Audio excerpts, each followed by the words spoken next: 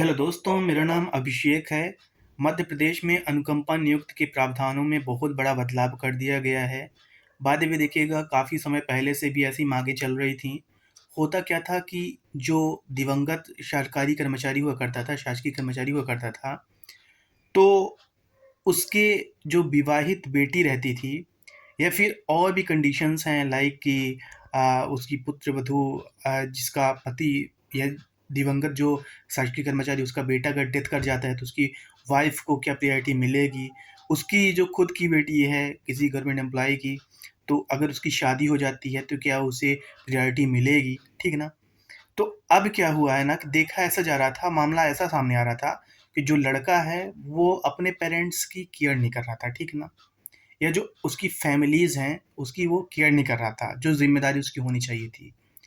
तो संगठनों ने ये डिमांड किया था कि हम बेटा-बेटी को एक जैसा मानते हैं, तो अविवाहित बेटी का जो कॉन्सेप्ट है या फिर जो पॉइंट है उसे हटा दिया जाए और जिस हिसाब से लड़का चाहे वो विवाहित हो, अविवाहित हो, वो हमेशा अनुकंपा नियुक्ति के लिए अगर पात्र रहता है, तो सेम उसी तरह से वो बेटी होनी चाहिए और ना सिर्फ़ बेटी बल्कि बेटे की वाइफ़ को भी जगह दी गई है।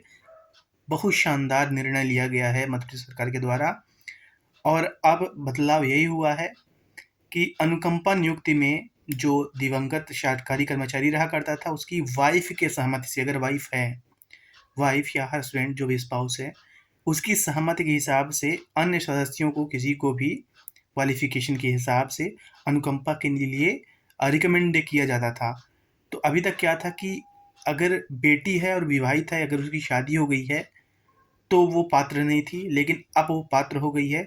27 मार्च को ही 2023 को मध्य प्रदेश सरकार के द्वारा एक परिपत्र जारी किया गया है इस रिगार्डिंग और अब अनुकंपा नियुक्ति के लिए बेटी चाहे किसी भी उम्र की हो, चाहे वो विवाहित हो, चाहे वो तलाकशुदा हो, चाहे किसी भी कंडीशन में हो, अब कोई भी बाउंड्रीज़ नहीं है।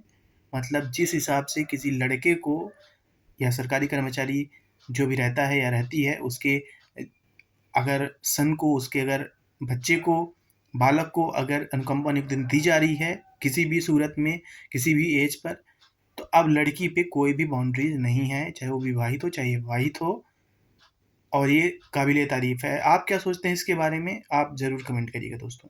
धन्यवाद।